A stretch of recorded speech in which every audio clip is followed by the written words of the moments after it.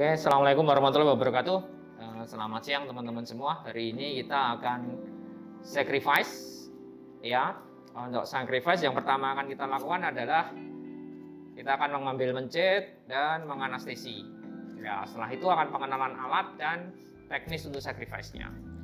Ya, oke, kita siapkan alat dan juga ini biasa kita gunakan untuk anestesi, yaitu koktail ya, gabungan dari ketamin, silazin dan acepromazin ya, acepromazin itu yang biasa kita gunakan untuk mencit. Kalau kita menggunakan tikus, kami biasanya hanya menggunakan ketamin saja secara intramuskular. Tapi kalau untuk mencit, kita menggunakan koktail 3 itu dengan intraperitoneal.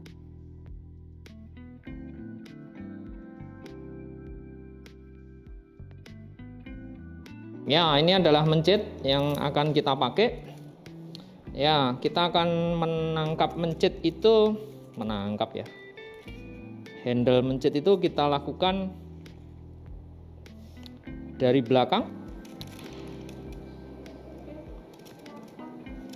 Ya, kita jumput sampai ke kulitnya, sampai ke belakang leher, terus ekornya kita fiksasi dengan satu jari. Ya, dengan posisi seperti ini maka kita bisa melakukan suntikan intraperitoneal untuk anestesi. Ya. Jadi ini dosisnya adalah 0,1 ml untuk 10 gram berat mencit.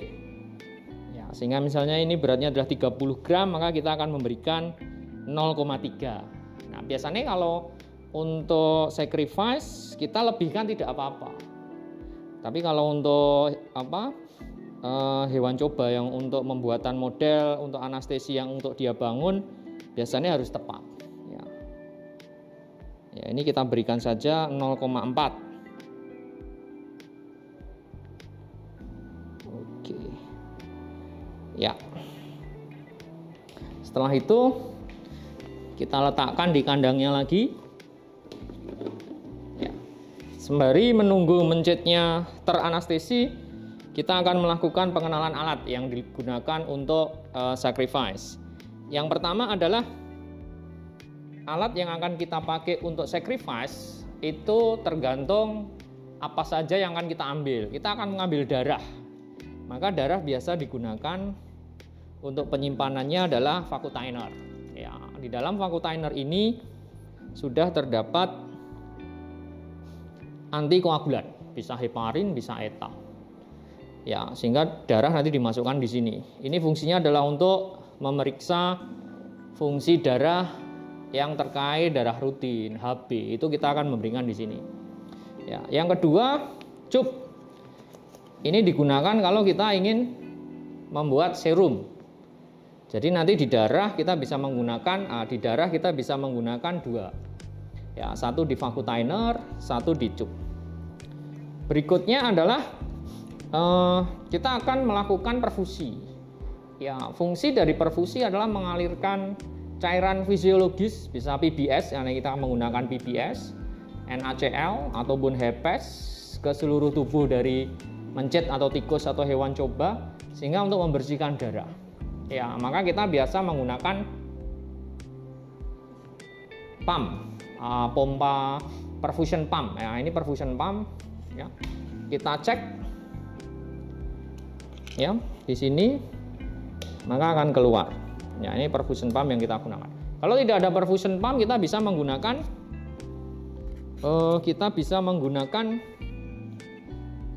gravitasi seperti infus. Ya, itu kita bisa gunakan. Terus berikutnya cawan Petri ya, yang diisi oleh cairan fisiologis, bisa NaCl atau PBS, yang digunakan untuk perfusi untuk mencuci jaringan. Berikutnya adalah alat-alat yang akan kita pakai, berbagai macam pinset. Pinset ya, kita biasa menggunakan, ini adalah gunting jaringan ya. Terus gunting yang lurus ini biasa dipakai untuk memotong atau membuka, pinset bengkok, dan juga pinset bedah atau pinset anatomis. Ya, pinset bedah atau pinset anatomis yang akan kita pakai. Ya, untuk pengambilan darah biasa dilakukan di retroorbita. Oke, kita lihat apakah mencitnya sudah tertidur atau belum. Ya, ini mencitnya sudah tertidur. Ya, mencitnya sudah tertidur, maka kita akan mengambil darah. Ya, kita buka dan kita siapkan di sini. Ya, kita menggunakan hematokrit kapiler hematokrit yang warnanya merah, itu yang sudah ada etanya atau heparinya. Kalau yang biru belum ada. Kita posisikan dan kita mencit. Karena ini retroorbita, maka penting agar mata itu kita bikin melotot. Nah, ini melotot. Ya, sehingga kita jumput, caranya adalah dengan menjumput. Menjumput. Kulit mencit itu lebih banyak. Nah, dan kita fiksasi dengan tangan kita. Ya, setelah itu kita lakukan di belakang dari bawah mata. Ya, dari bawah mata ini kita masukkan.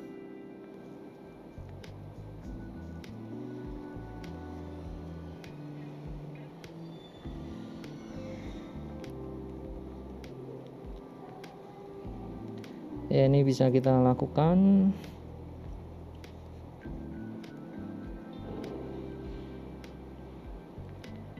Dan kita teruskan ke ini.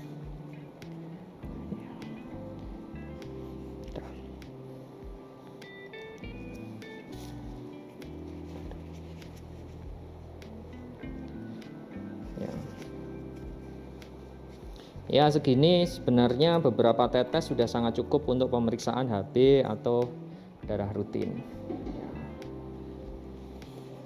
Setelah itu kita posisikan mencit. Ya.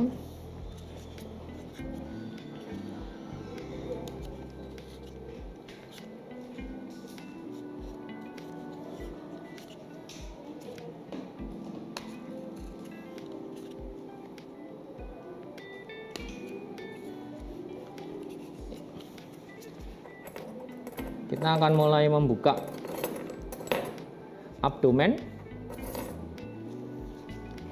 Ya, kita akan mulai membuka abdomen mencit. Kita jumput dan kita potong.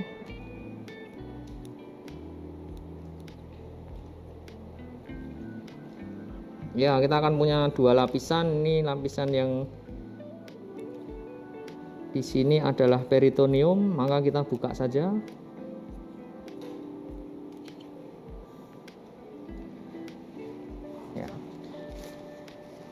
Kita mempunyai, teman-teman juga bisa memeriksa lagi. Ini adalah kandung kemih. Ya, jadi pemeriksaan urin bisa dilakukan. Bisa juga dilakukan dengan mengambil urin yang ada di sini. Setelah itu, nah kita bisa melihat di sini. Ini adalah diafragma dengan bayangan jantung. Ya, dengan bayangan jantung. Ya, pada posisi ini kita bisa mengambil uriscan. Jadi untuk pemeriksaan urin kita bisa menggunakan uriscan. Misalnya teman-teman ingin melihat proteinuri atau glukosuria, itu bisa menggunakan ini.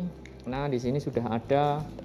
Ini yang hanya sederhana saja. Tapi kalau teman-teman bisa menggunakan urin tampung 24 jam, itu akan sangat bagus. Ya, atau teman-teman ingin memeriksa metabolik dari urin, itu bisa dilakukan punksi juga di sini. Ya, teman-teman bisa memilih. Ini bisa kita punksi.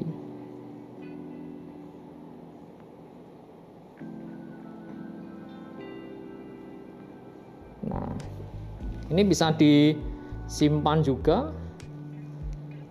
Atau kalau tidak, langsung ya di cawan Petri.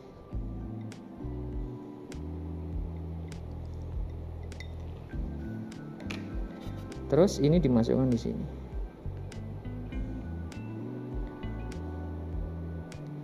Ya.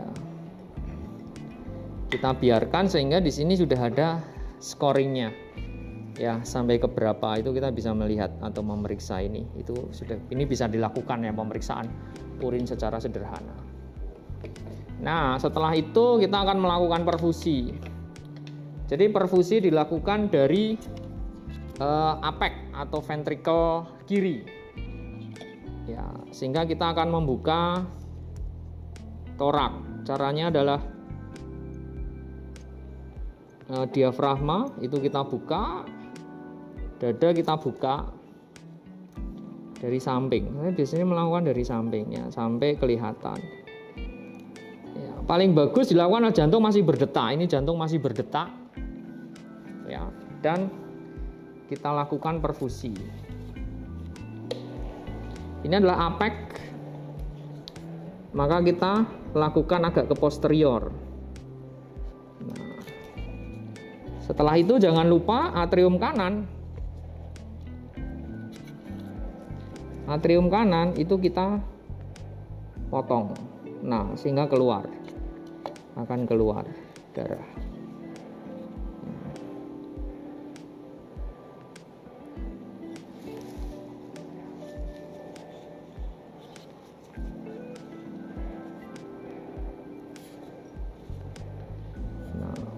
Sembari melakukan perfusi, kita bisa melihat organ-organ sudah mulai pucat atau belum. Jadi perfusi dilakukan memang untuk membuang darah. Seperti kita ketahui, darah itu imunogenicity-nya sangat tinggi ya. Kalau teman-teman melakukan pemeriksaan imunostaining, imunofluorescence atau imunohistokimia, biasanya dia akan menimbulkan positif palsu. Ya. Kenapa? Karena antigenicity tinggi. Nah, kita bisa melihat di sini hepar itu sudah mulai memucat. Berapa lama perfusi itu? Kalau saya biasanya memang tidak waktunya itu 3 menit atau berapa itu bukan, tapi kita bisa melihat organ-organ kita sudah atau belum. Ya, sudah atau belum pucat. Ya, ini ginjal misalnya sudah mulai pucat. Ya, ginjal sudah mulai pucat. Ya, yang perlu diingat teman-teman juga ketika melakukan sacrifice akan dilanjutkan dengan preservasi jaringan, sehingga teman-teman harus menyiapkan tempat untuk menyiapkan untuk penyimpanan jaringan. Nah, tempat untuk penyimpanan jaringan itu tergantung tujuan kita. Jaringan itu dipakai untuk apa? Misalnya kita akan melakukan pembuatan parafin, berarti jaringan itu akan disimpan di larutan fiksasi, yaitu normal buffer formalin, PBS atau 4% PFA. Di dalam PBS yang biasa kita lakukan. Ya, tetapi kita juga akan menyimpan. Nah, penyimpanan organ itu biasa dilakukan di cup seperti ini, terus dimasukkan di -80. Tapi karena kita tidak punya -80 atau akses itu lama, ya, ini kita bisa menyiapkan di ini yang dikasih RNA letter atau RNA preservation solution. Nah, ini kita lihat. Ya, ini kita lihat ternyata ginjal sudah ya sudah, kalau memang sudah, ini kita hentikan. Ya, ini kita hentikan, sudah selesai. Ya, tahap berikutnya dari sacrifice setelah perfusi adalah harvesting. Ya, ini tergantung organ yang akan kita ambil. Misalnya teman-teman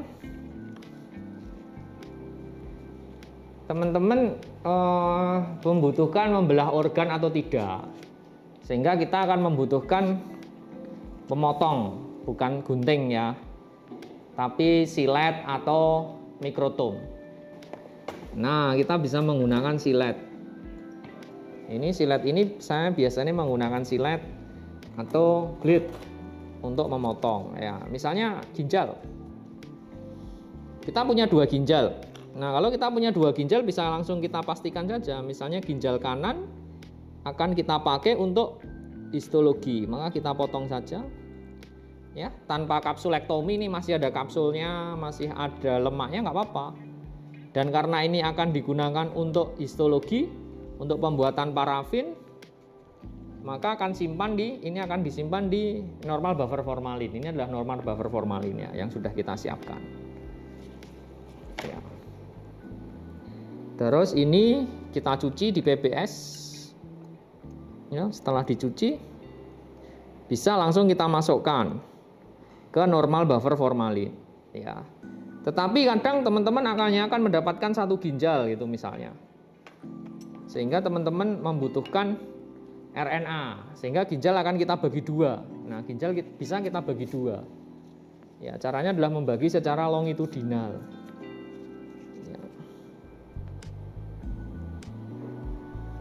Ya, ini kita bagi. Ingat secara longitudinal, bukan transversa. Berarti kan kita baginya memanjang, thread gitu. Kalau seperti ini transversa.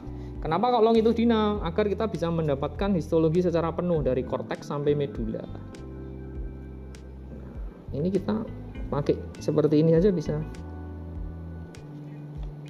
Ya, maka kita sudah mendapatkan dua ini. Nah, kalau seperti ini langsung saja. Yang satu bisa masuk ke formalin. Nah, yang satu ini kapsulnya harus kita ambil. Ya, kita akan melakukan kapsulektomi. Ya. Kita akan melakukan kapsulektomi. Nah, ini kapsulnya kita ambil. Terus kita masukkan ke RNA letter. Ya, ini adalah RNA letter. Ya. Dan harus tercelup semuanya. Oke, hepar. Kalau teman-teman bisa mendapatkan dua ginjal tadi lebih enak ya. Kanan untuk parafin, kiri untuk ini kita ambil saja ya. Ini bisa dipakai untuk parafin itu. Nah, bisa, nggak masalah. Yang satu yang kanan untuk, atau tadi yang mana? Yang kanan untuk parafin, pembuatan parafin, berarti ini di larutan fiksasi. Yang kiri untuk RNA letter. Hepar itu juga bisa diambil ya, karena hepar itu luas, banyak, besar itu. Heparnya cuma satu ya, nggak banyak. Maka kita putuskan saja. Misalnya yang kiri ini, oke, ini akan saya gunakan untuk parafin, berarti di larutan fiksasi. Sedangkan yang kanan kita gunakan untuk RNA letter. Ya, itu juga bisa. Terus kita bisa ngambil lien. Ya, ini adalah lien. Kalau kita lihat di sini, nah ini adalah lien. Prinsipnya sama dengan ginjal, kita ambil. Ya. Ini lien. Kita cuci. Di sini memotong saat mencuci juga boleh. Ini memang kita lakukan tadi di sini, sekarang di sini itu biar teman-teman juga sebenarnya nggak masalah mau memotong di sini. Ya, ini mau dipotong itu. Berarti yang ada kapsulnya kita masukkan ke fiksasi yang untuk jaringan, yang untuk histologi. Sedangkan yang ini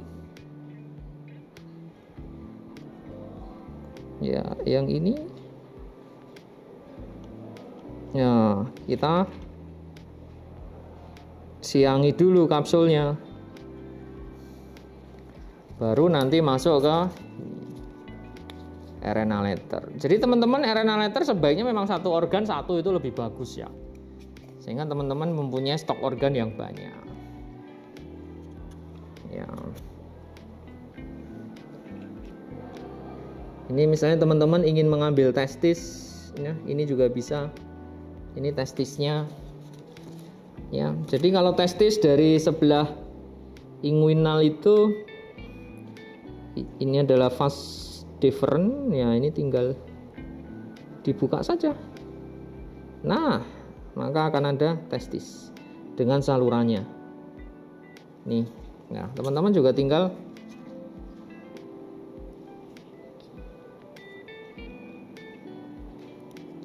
ya. epididymis dan testis ini. Nah, untuk histologi itu juga bisa. Kalau saya biasanya kalau kita susah ya, ini mau apa histologinya seperti apa ya, kita buka aja hampir banyak. Nanti konsultasi dari teman-teman PA atau teman-teman histo, laboran-laboran PA atau histo yang mungkin malah lebih tahu secara teknis. Ya, itu akan lebih mudah. Nah, oke. Jantung. Pengambilan jantung dan paru itu bisa dilakukan dengan dua cara. Bisa barengan, itu yang disebut sebagai en bloc. Ya, kalau barengan maka teman-teman membutuhkan, ya ini harus kita perluas.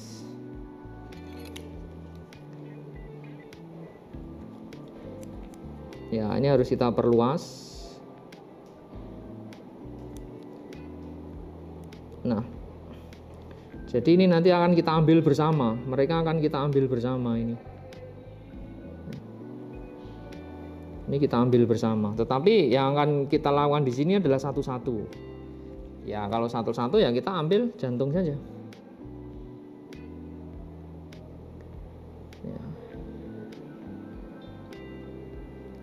Ini adalah jantung. Ya, jantung memang sangat kecil. Ini jantung. Nah, setelah itu kita akan melakukan Kita akan melakukan pemotongan. Ingat, minimal kita akan mendapatkan dari sini itu kita bisa mendapatkan histologi dan kita bisa mendapatkan RNA. Iya kan? Sehingga jantung itu bisa kita potong jadi dua. Ya, dan untuk yang melihat, teman-teman misalnya mau melihat fungsi jantung itu yang paling sering dilihat adalah ventricle kiri. Ya, sehingga kita pastikan kita mendapatkan ventricle kiri. Jadi jantung ini ya dari yang melengkung ini 45 derajat kita potong, ceret. Kalau pas di cara anatomi itu adalah sulcus coronarius sehingga akan memisahkan atrium dan ventricle. Maka kita akan potong ke sini. Nah, dengan pemotongan ini maka teman-teman akan mendapatkan ventricle ini, ventricle kiri dan ventricle kanan dan yang dia lebih kecil. Ya, ventricle kanan dan dia lebih kecil. Ya, sebenarnya kalau pakai ini memang terlalu besar untuk mencetnya.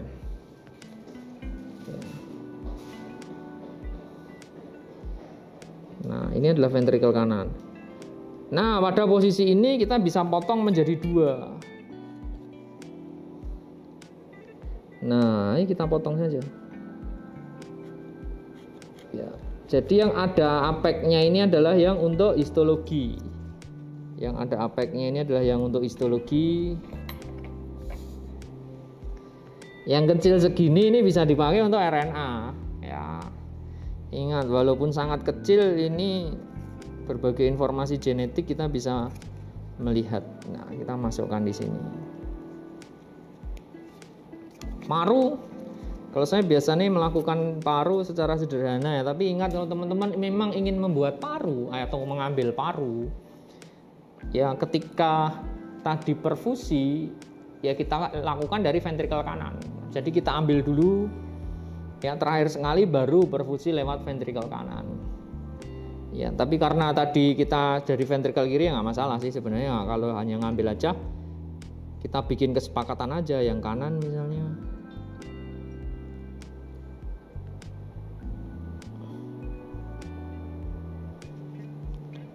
Nah ini.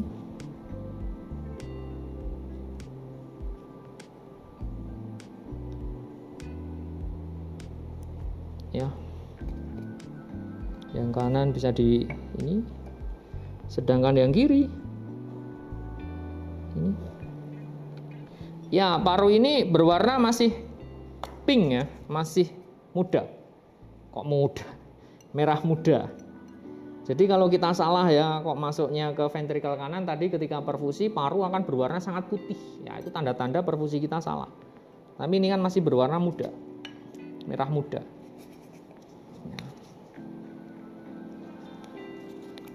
Oke, nah sekarang kita bisa melihat beberapa organ yang bisa kita lihat. Ya. Misal, nah ini adalah gaster. Silahkan saja nanti kalau mau mengambil gaster. Terus di bawah, di inferiornya ini ya kita bisa melihat ini adalah pankreas yang bentuknya seperti lemak ini.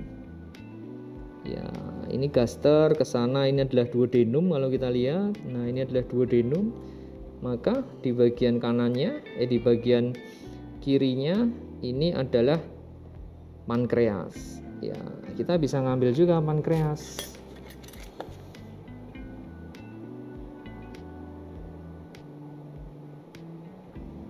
Ya.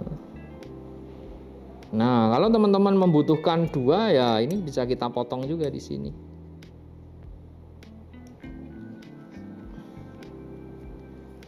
Ya, bisa kita potong dua.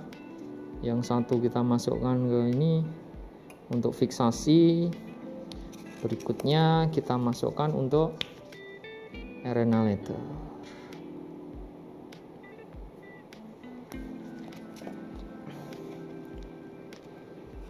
Ya, berikutnya adalah aorta.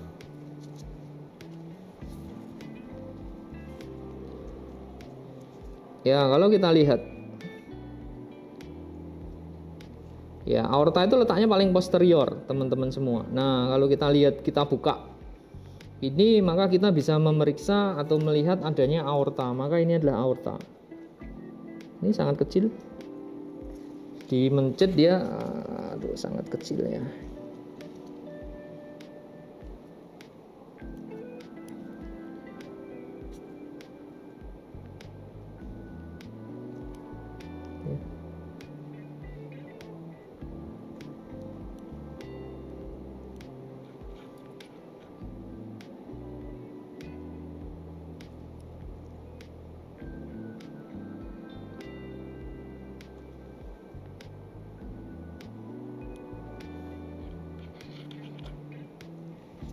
Nah, untuk pengambilan aorta sebenarnya kita butuh yang namanya gunting aorta. Bentuknya adalah seperti ini. Ini adalah gunting aorta.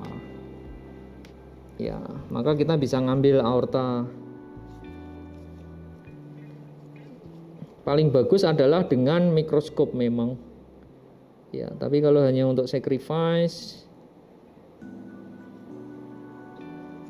ya kita bisa ngambil. Ya, gunting aorta ini memang khusus hanya untuk aorta, sehingga hati-hati jangan sampai memotong tulang, karena akan membuat tahanannya gunting ini jadi lebih besar. Nah, ini adalah aorta kita mencet ya, aorta mencet. Nah, ini adalah aorta.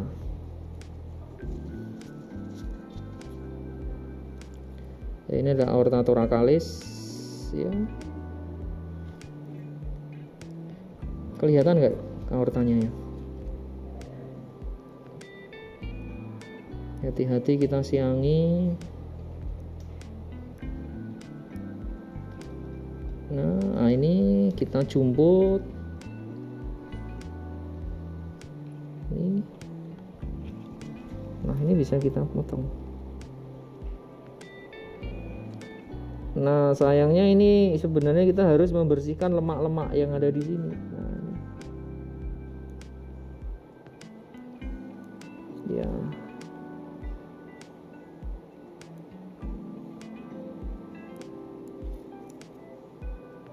Nah.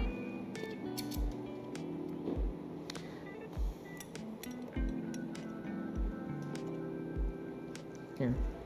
Sebenarnya paling bagus kalau teman-teman dapat mencet dan mau diambil aortanya adalah dengan mikroskop diseksi. Itu akan sangat lebih bagus. Nah, karena kalau kita lihat di sini masih banyak lemak-lemak. Ya, ini bisa kita potong juga. Tapi kalau misalnya teman-teman tertarik ke mana yang lebih prone atau cedera aterosklerosis, itu aorta cervical atau arcus aorta ya. Arcus aorta dan juga abdominal itu lebih sering cedera. Ini bisa kita potong aja. ya, sedangkan ini adalah abdominal. Ya, abdominal bisa digunakan untuk RNA letter misalnya.